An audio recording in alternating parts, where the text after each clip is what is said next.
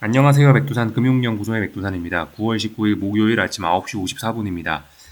오늘 제가 집 밖에 나와 있어서 오후 영상 녹화하긴 할 건데 시간이 조금 들쭉날쭉 할 수 있습니다.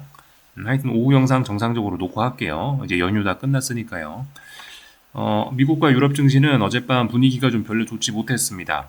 FOMC 회의 있었죠, 그죠? 금리를 인하했어요. 시장 참가자들이 원하는 만큼 금리를 인하했는데 그럼에도 불구하고 시장의 반응은 일단 별로 좋지 못합니다.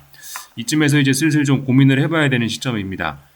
말씀드렸다시피 연휴 기간에 말씀드렸다시피 그죠?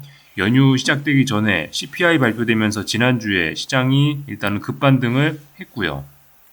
여기서 상승 탄력이 둔화가 돼 있었는데 어젯밤에 분위기가 안 좋았죠. 상승 탄력이 둔화된 게 며칠째죠.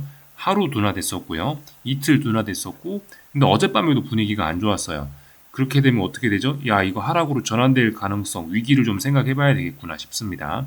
그래서 뭐 일부 약한 지수들은 이제 이쯤에서 단기적인 측면에서 반등시 매도 전략 아래쪽으로 간다라는 거를 베팅을 해야 되는 그런 지수들도 좀 등장을 하긴 했어요. 강한 지수들은 아니지만요. 약한 지수들은 이미 아래쪽으로 좀 갖는 그런 어떤 신호들을 보이는 데가 있다고요. 그렇기 때문에 좀 경계를 하셔야 되겠습니다. 근데 뭐라 말씀드렸죠? 아직까지는 삼각 수렴형입니다. 삼각 수렴형이기 때문에 이 안에서는 지금 일단 움직임은 일단 제한적으로 생각을 해야 된다 이겁니다.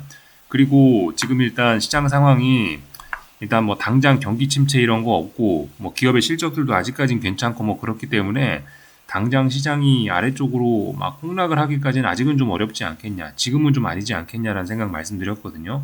그래서 일단은 당분간은 일단 전반적인 어떤 시장 방향은 위쪽으로 좀 보고 있다고요.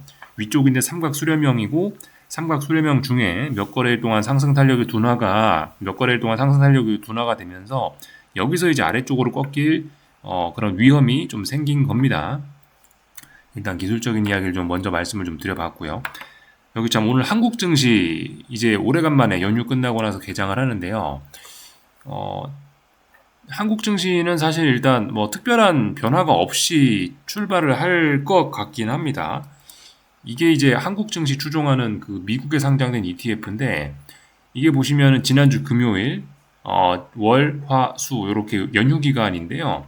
연휴 기간 동안에 보시다시피 특별한 그런 변화가 없습니다. 이거 한국 추종하는 ETF라고요. 그러니까 대략적으로 한국 증시의 오늘 미래가 어떨까를 예측을 해볼 수 있는 건데 이거 보면 일단 연휴 기간 동안에 특별한 일 없었다라는 거를 생각해 보실 수 있겠습니다. 딱히 뭐 어떤 큰 상승 출발이나 큰 하락 출발 이런 거 기대하기는 좀 일단 어려울 것 같긴 합니다. 한국 증시는 제자리다라는 걸 일단 좀 생각해 보실 필요가 있겠고, 한국 증시 역시 뭐다? 어떤 삼각 수렴형이죠. 위에서 추세선 내려오고 있고, 아래에서 추세선 올라오고 있고, 삼각 수렴형입니다.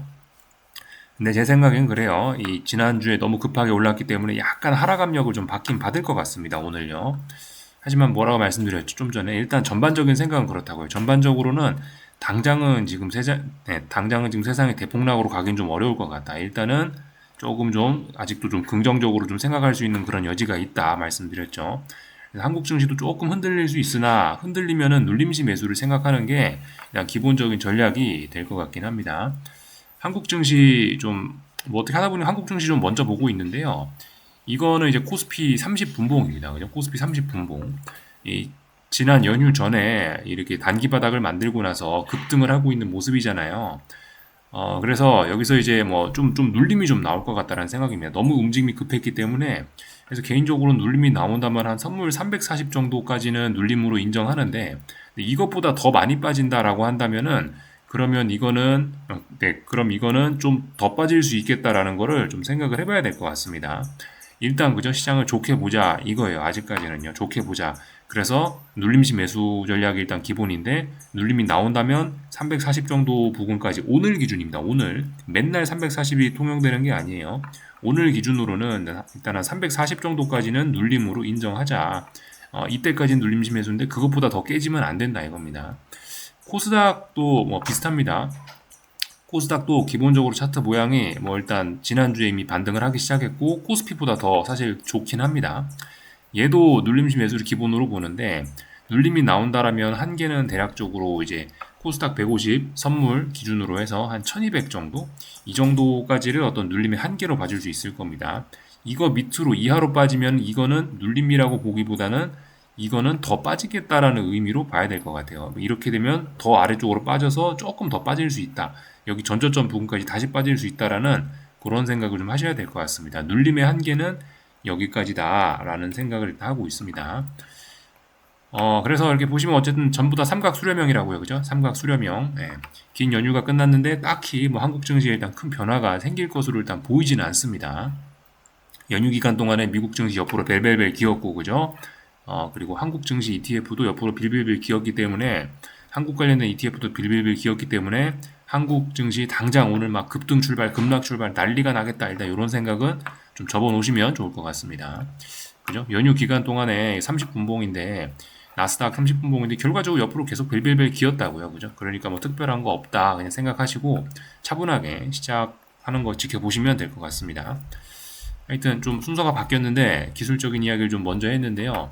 FOMC 회의 내용 좀 이제 살펴볼게요. FOMC 회의 내용은 이 텔레그램에 이게 잘 정리가 되어 있어서 요거 내용 보면서 좀 말씀드릴게요. 50bp 인하했습니다. 약간 좀 전 놀라긴 했어요. 50bp 인하를 해서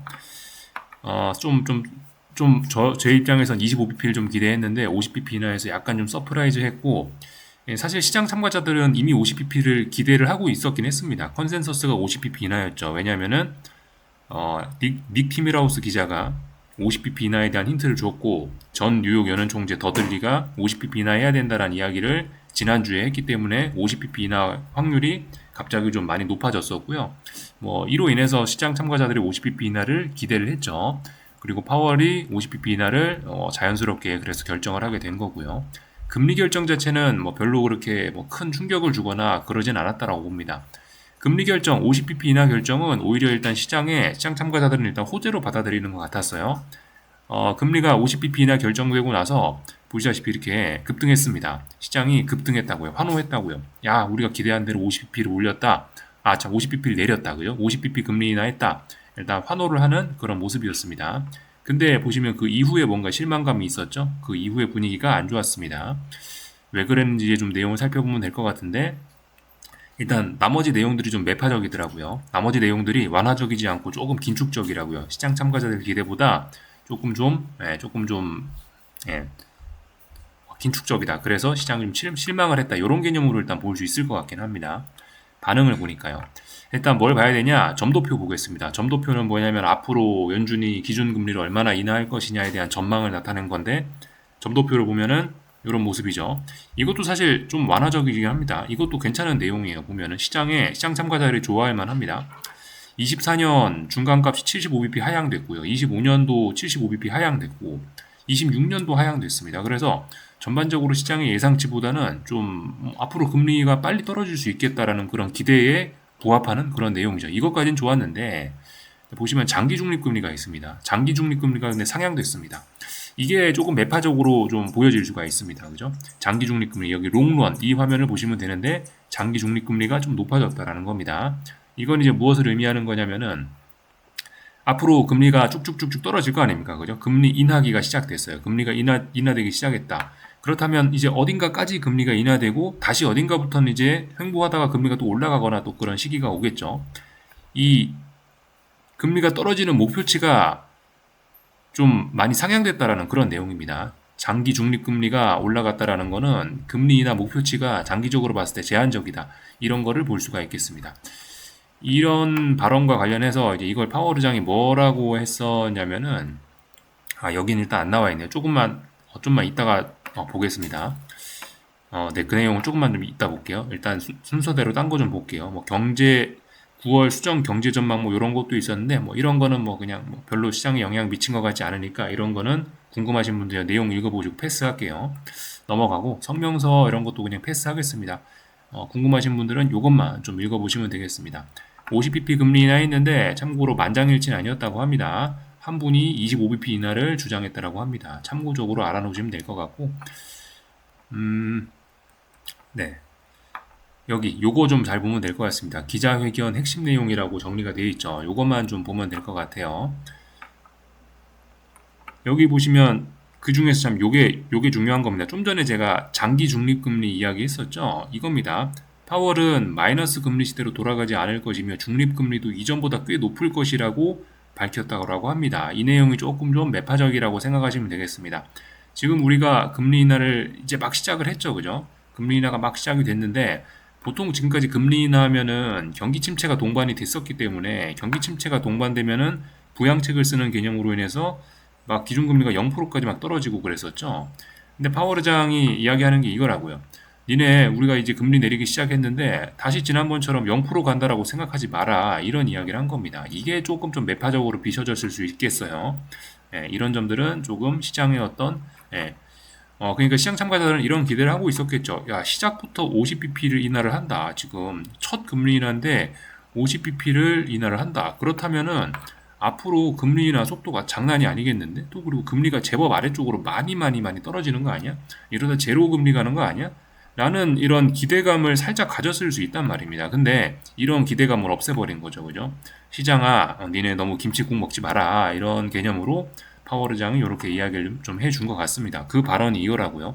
마이너스 금리 시대로 돌아가지 않을 것이다 라고 이야기를 하긴 했죠.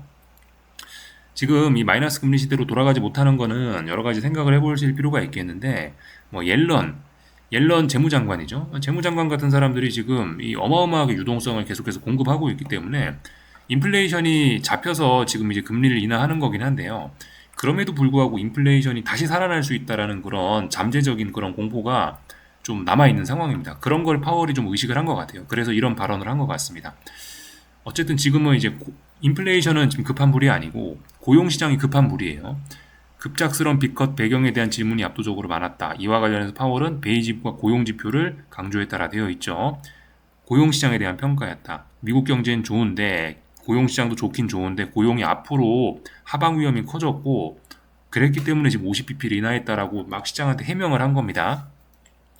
예, 그렇기 때문에 예, 그러니까 지금 인플레이션은 어느 정도 이제 문제가 없다. 근데 고용이 좀 불안하다. 뭐 그렇기 때문에 그죠? 이제 앞으로 고용에 대해 신경을 좀 많이 쓴다. 그런 개념에서 50bp를 좀 인하를 좀 한 겁니다. 하여튼 50bp 인하하면 경제가 좀 안 좋다라는 인상을 줄 수 있어 주의해야 된다는 말씀을 드렸는데 일단 이런 모습들을 보니까 어쨌든 뭐 파월이 그렇게 그 50bp 인하로 인한 경제에 대한 자신감이 둔화된 그런 부분을 제대로 좀 잘 소화하지는 못한 것 같긴 합니다. 하여튼 이런 내용들이 좀 있었다. 참고적으로 좀 말아놓으시면 좋을 것 같아요. 인플레이션 싸움은 끝났는데 잠재적으로 파월은 아직도 조금은 좀 인플레이션을 좀 신경 쓰는 것 같다. 다만 고용의 하방 위험이 커진 게 조금 더 발등에 불로 작용을 한 것 같다 싶습니다.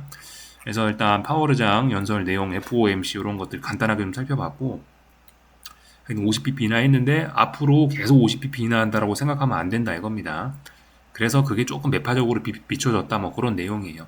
어젯밤 FOMC 회의 말고는 나머지는 특별한 거 없었죠. FOMC 뭐 전부 다 신문 내용들이 전부 다 기사 내용들이 전부 다 뭐 FOMC 관련 파월 발언 이런 것들만 쭉쭉 써 있습니다. 그래서 이런 기사들 내용 좀 패스하고 하여튼 시장 분위기는 좀 안 좋았다. 중소형주는 강보합이었긴 하나 뭐 전반적으로 일단 분위기는 안 좋았다 이겁니다. 보통 FOMC 회의 당일날 시장이 상승하곤 하는데 FOMC 당일날의 분위기가 안 좋았던 것도 오래간만이었던 것 같습니다. 하여튼 그래서 기술적인 측면으로 어떻다? 삼각 수렴형인데 삼각 수렴형에서 조금 아래쪽으로 좀 갈 가능성이 좀 있다. 좀 요런 거 좀 생각해 봐야 되겠습니다. 다 말씀을 좀 드린 것 같고 내용을 보시자면 요렇습니다. 그죠? FOMC 파월 의장 발언에 민감하게 움직인 시장이었고 올랐다 떨어졌다 올랐다 떨어졌다 그죠? 다 같이 올랐다가 떨어진 그런 날이었습니다. 그래서 전반적으로 분위기는 좀 안 좋았던 것 같고요. 상승 종목 수가 당연히 적었고 애플이 올랐다 그죠? 애플 하나 오르는 거 말고는 뭐 나머지 딱히 눈에 띄는 건 없었다. 분위기는 좀 전반적으로 검은색이 좀 많이 띕니다. 전반적으로 좀 안 좋았다 싶고요. 주식시장 분위기는 일단 좀 안 좋았습니다. 그죠? 채권과 외환시장 분위기도 봐야 될 것 같은데 채권시장 이거 30년물 선물 일봉인데 보시다시피 분위기가 안 좋았습니다. 어제 영역은 여기입니다. 30분봉에서 요만큼입니다. 그 전날은 요만큼이었는데 오늘은 요렇게 움직였죠. FOMC 회의 이후에 어떻게 됐냐? FOMC 회의 이후에 급락을 했습니다. 이 이야기는 뭐다? 금리가 올랐다는 이야기입니다. 지금 본 건 장기 채권이죠. 그죠? 장기 채권이 이렇게 움직인 거는 좀 전에 말씀드렸다시피 뭐 장기 중립금리 전망을 높였다. 그죠? 그거 말씀드렸죠? 그런 게 좀 영향을 미쳤을 수 있는데 사실 이런 핑계를 갖다 붙이지 않더라도 사실 근데 기술적인 측면에서만 봐도 근데 이미 약간 선반영 요렇게 그냥 쉽게 뭐 생각을 하셔도 될 것 같습니다. 그것만으로도 충분히 설명이 좀 되긴 합니다. 그 한동안 좀 너무 많이 움직였었고요. FOMC 회의 전에 50bp나 기대감을 이미 이 정도면 충분히 많이 반영했다라고 볼 수 있죠. 30년물 선물 일봉입니다. 이미 충분히 많이 반영이 됐기 때문에 어젯밤은 뭐다? 재료 노출의 개념으로 인식을 한 것 같아요. 재료 노출. 아, 파워르장 기대감으로 올랐으니까, 파워르장 나타났으니까 이제 팔아야지. 재료 노출의 개념으로 보셔도 괜찮을 것 같다. 그래서 이제는 이제 채권 투자자분들은 뭐 해야 된다? 이제는 조정이 좀 시작된 것 같으니 경계해야 된다 이겁니다. 채권 시장은 사실 어제 이제 이 부분이 전날 거래된 부분이고 시간 외에서 이미 맛이 가기 시작했어요. 그리고 장중에 FOMC 회의 있었던 어젯밤 장중에 이렇게 아래쪽으로 망가진 거를 재검증하고 재확인했을 뿐입니다. 이미 망가지기 시작했더라고요. 시작하기 전부터요. 시작하기 전부터 안 좋았고 시작한 후에도 안 좋았다. 그래서 이제 무거운 이평선들이 이제 꺾여 내려오기 시작했고 조정이 좀 시작되려고 하고 있다 이겁니다. 이게 지금 이제 채권 시장이 막 당장 막 하락 추세로 전환 이런 건 아니고 일단 여기서 상승 추세 중이니까 상승 추세 중에 이제 좀 조정이 좀 나타나려고 하는 것 같습니다. 왜냐? 재료가 나왔으니까 재료 노출됐으니까 좀 조정이 나타나려고 하는 정도로 보셔야 될 것 같고 말씀드렸다시피 근데 지금은 일단 금리 인하도 시작됐고 그레이트 로테이션 말씀드리고 있죠. 주식에서 채권으로 자금의 급속한 이동 요게 좀 시작된 것 같기 때문에 채권은 사실상 이제 대세 상승 중이라고 봐도 될 것 같습니다. 그렇기 때문에 눌림시 매수 어디까지 내려올지는 아직까지는 알 수는 없으나 일단 눌림시 매수 전략. 그래서 일단 조정이 시작됐으니 내려오겠다라고 기대하시고 내려오면은 이제 다시 주식을 사야겠다 이런 식으로 다시 채권을 사야겠다 이런 마인드를 갖고 계시는 게 좋을 것 같습니다. 하여튼 채권 시장이 한동안 너무 좋았죠. 그래서 조정이 좀 나올 것 같다 이 정도 보시면 될 것 같고요. 달러는 좀 그냥 위아래로 들썩들썩 좀 혼조했던 것 같습니다. 그렇게 큰 변화는 없었죠. 위아래로 들썩들썩했다 이겁니다. 근데 어젯밤에 한 건 뭐냐면 일단 좀 하락 제한인 것 같습니다. 하락 제한. 그렇다면 위쪽으로 조금 좀 올라올 가능성은 좀 있을 것 같습니다. 달러도 사실 그래요. 달러도 사실 지금까지 오랫동안 이미 이제 50bp 인하라든가 금리 인하 기대감을 좀 많이 반영한 측면이 있습니다. 얘도 약간 얘도 약간 어떤 재료 노출의 개념으로 FOMC 회의를 보지 않았나라는 생각이 좀 들어요. 재료 노출의 개념으로서 약간 이제 앞으로 달러 강세가 좀 나타나려고 하는 게 아닌가라는 생각을 좀 하긴 하셔야 될 것 같습니다. 그래서 일단 이 정도까지 좀 내용을 보면 될 것 같고 기술적인 이야기 이제 주식시장 기술적인 이야기 조금만 좀 자세히 하고 마칠게요. 삼각 수렴형이었습니다. 그죠? 나스닥 일봉입니다. 삼각 수렴형. 근데 보시다시피 이게 그 상단 추세선을 지금 하나, 둘, 셋, 넷, 4거래일째 결과적으로 못 넘은 겁니다. 일단 못 넘었다라고 보시면 이 정도쯤 했으면 이제 여기 안에서 일단 아래쪽으로 좀 당분간 갈 수 있다라고 생각하는 게 일단 적합할 것 같습니다. 분봉을 좀 자세히 봐도 일단은 이 하락이 일단은 단기 고점이 나왔을 가능성이 좀 높다라고 보여집니다. 단기 고점 가능성 좀 높아 보여요. 아직은 단기 고점 나왔다라고 큰 소리는 못 치겠는데 단기 고점 나왔을 가능성이 좀 높을 것 같습니다. 이 정도면요. 말씀드렸던 게 그죠? 61선이 어쩌고 121선이 어쩌고 그 다음에 이제 241선까지 말씀을 드렸습니다. 그렇게 해서 서서히 이제 그렇게 해서 그 서서히 상승 탄력이 좀 둔화가 됐고 말씀드렸던 게 121선은 이제 좀 맛이 갔다라 말씀드렸죠. 그렇다면 그 다음 목표치는 241선이다 말씀드렸는데 241선 이제 어젯밤에 한 번 테스트하고 두 번 테스트했는데 결과적으로 241선에서 의미 있는 반등을 보여주지 못했습니다. 의미 있는 반등 보여주지 못했기 때문에 이건 이게 장차 241선도 맛이 가는구나. 241선이 맛이 가면은 통상적으로 이렇게 진행되던 어떤 이런 단기적인 상승은 끝나는 경우가 좀 많습니다. 그래서 여기쯤에서 그렇다면 이제 조금 좀 하락의 위기가 있겠구나, 하락이 좀 올 수 있겠구나라고 좀 경계를 해야 될 것 같습니다. 이거는 그냥 쉽게 봐도 241선이고 이런 이야기를 하지 않아도 오랫동안 상승 탄력이 매우 둔화되면서 여기서 저항이 누적이 되기도 했고요. 마디 가격들을 계속해서 좀 넘지 못한 것도 있고 혹은 어젯밤에 살짝 이 위쪽에 있는 마디 가격 19,680까지 약간 오버슈팅을 줬던 것도 좀 부담이기도 하고요. 하여튼 그래서 사실상 단기 고점이 나온 게 아닌가 싶습니다. 나스닥은 그래서 나스닥이 좀 아래쪽으로 좀 가려고 하지 않을까라는 생각입니다. 물론 아직은 19,350이라는 자리가 마디 가격이라고 말씀드렸죠. 이 자리가 아직은 이제 깨진 건 아니기 때문에 아직은 뭐 좀 괜찮을 수 있는데, 근데 이제 이 자리가 근데 이제 이 자리가 붕괴가 되거나 이제 그렇게 되면은 아래쪽으로 조금 좀 쏟아질 수 있을 겁니다. 그러니까 지금 단기 고점이 나왔다라고 아직까지 강하게 이야기는 못 드리는데, 이 자리가 350자리가 붕괴가 되면은 아, 그럼 단기 고점 나왔구나라고 그런 식으로 좀 인식을 하시는 게 좋을 것 같습니다. 이건 나스닥 기준입니다. 근데 이제 S&P나 이런 거는 사실 그렇게 막 눈에 띄는 막 그렇게 큰 위기 신호는 일단 아직까지 솔직히 뭐 잘 보이진 않아요. 아직까지 뭐 그렇게 아직까지 큰 위기다 그런 게 보이지는 않습니다. 다만 근데 이런 친구들도 지금 상승 탄력이 매우 떨어지고 있는 이런 점들은 좀 공통적이고, 그리고 지금 얘도 결과적으로 240선이 이거거든요. 30분 봉에. 이게 5일선인데, 5일선에 맞고 나서도 이렇게 반등이 거의 없었단 말이죠. 그냥 별로 톡 튀어 올라야 되는데 그런 게 잘 없었단 말입니다. 그래서 하여튼 전반적으로 미국 증시는 야, 이제 단기 고점이 이제 나올랑말랑 하는 게 아니냐, 좀 경계를 좀 많이 하셔야 될 것 같습니다.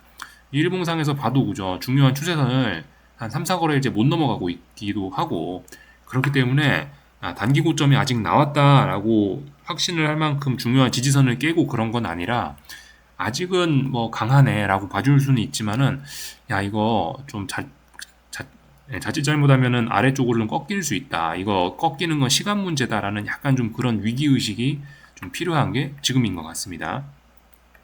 한국 증시도 그러니까 좀 비슷하게 생각하시면 좋을 것 같아요. 한국 증시도 아, 연휴 끝났으니까 좋겠다. 50이 비나 있으니까 좋다. 뭐 이게 아니고, 한국 증시도 지금 이제 지난 연휴 전에 좀 많이 올랐는데 한 번쯤 쿵 하면서 좀 자빠질 수 있겠구나.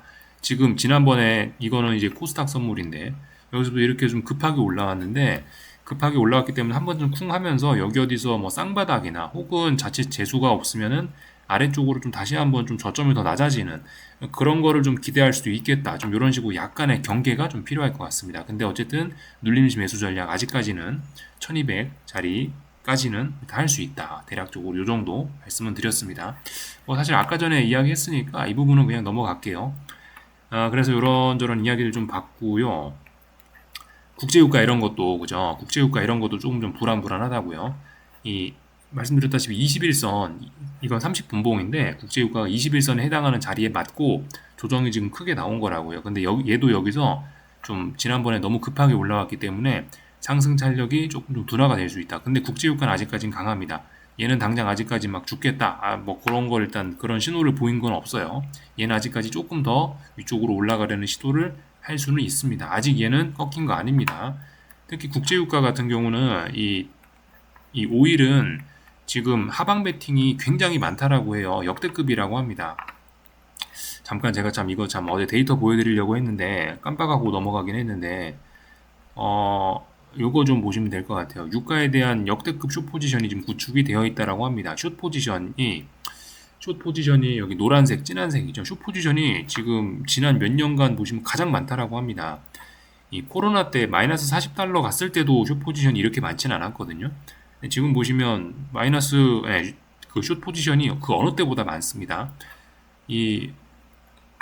이렇게 숏 포지션이 많은 거는 숏 커버링을 부르면서 오히려 상승을 더 가속화시킬 수 있어요. 국제유가는 이건 일단 가벼운 조정으로 보는 게 맞을 것 같습니다. 21선을 맞았지만 지금까지 역대급 강한 하락으로 인해서 오히려 지금 가벼운 조정 보이고 있고 더 올라가려고 지금 하는 그런 모습입니다. 21선 맞았는데 안 밀리고 있죠. 별로 안 밀리고 있다 보니까 국제유가나 뭐 이런 원자재들은 지금 굉장히 강합니다. 원자재들은 좀 올라가려고 하고 있구나, 이런 생각을 좀 하시는 게 좋을 것 같습니다. 구리도 그래요. 구리도 지금 굉장히 강하단 말입니다. 네. 그렇기 때문에 하여튼 원자재는 강하다. 주식시장과 약간 별개로 원자재는 강하다. 그죠? 다만 주식시장은 좀 먼저 움직였기 때문에 지금 좀 탄력이 좀 둔화가 되고 있다. 너무 오랫동안 상승 탄력이 둔화가 돼서 아래쪽으로 꺾일 것을 좀 경계해야 되지 않겠느냐 싶습니다. 이거는 변동성 지수입니다. 변동성 지수 추종하는 ETF인데 어젯밤에 물론 하락하긴 했는데요. 좀 자세한 내용을 보시면은 좀 내용이 좀 불안불안합니다. 보시다시피 아래쪽에서 하방 경직성 잘 보이면서 차분하게 지켜야 될 자리 다 지키고 있다고요. 물론 지켜야 될 자리를 잠시 붕괴시키긴 했으나 톡 하고 튀어 올랐잖아요. 그죠? 상승 탄력이 굉장히 좋았다고요. 그러니까 이런 점들을 보면은 이 변동성 지수가 한 번쯤 좀 튀어오를 가능성이 좀 있어 보입니다. 좀 주의를 하셔야 됩니다. 이 변동성 지수 추종한 ETF 21선 위에 있고 61선 위에 있습니다. 이 자리를 지키고 있어요. 이렇다면 한 번쯤 위로 훅 하면서 튀어오를 수 있습니다. 그렇기 때문에 좀 경계를 해야 된다. 그리고 뭐죠? 말씀드렸다시피 이제 금요일 날이 그거란 말이에요. 이제 미국 선물 옵션 동시만기란 말이에요. 지금까지 그 미국 증시가 이번에 7월 중순부터 해서 지금까지 빠졌는데 이 강력한 매도세가 있으니까 하락을 했을 거 아니에요. 그 매도세가 청산이 되고 그런 어떤 그죠? 네, 그런 게 청산이 되는 게 내일일 수 있단 말입니다. 그렇기 때문에 좀 시장 분위기가 만기와 관련해서 조금 안 좋을 가능성도 염두를 좀 해 놓으셔야 되겠습니다. 그래서 뭐 말씀드렸다시피 일단은 뭐 눌림지 매수는 뭐 특정 가격들 오면 할 수 있다라고 말씀은 드리는데 일단은 그 제가 그 연휴 중에 말씀을 드리긴 했는데 실질적인 뭐 어떤 한국 증시 뭐 어떤 매수 이런 거는 뭐 다음 주 정도 차라리 다음 주 월요일 뭐 이 정도가 뭐 되어야 되지 않겠느냐라고 개인적인 생각 말씀드렸죠. 그죠? 연휴 기간에요. 일단 이런 생각은 일단은 계속해서 좀 유지를 합니다. 미국 증시 도 이제서야 막 약간 위험 신호 등장하기도 했고 하니까 매수가 좀 늦춰지는 거 아니냐라는 생각을 좀 하시긴 하셔야 될 것 같습니다. 근데 어쨌든 지금 상황에서 막 시장이 당장 막 경기 침체로 가고 그런 건 아니기 때문에 당장 막 삼각 수렴형 깨면서 대폭락 이걸 기대하기는 또 어려운 상황인 것 같으니 하방 베팅을 막 세게 하거나 그런 건 좀 아닌 것 같다는 생각이 좀 들긴 합니다. S&P 이런 걸 봐도 아직까지는 굉장히 좀 강하기 때문에 아직까지는요.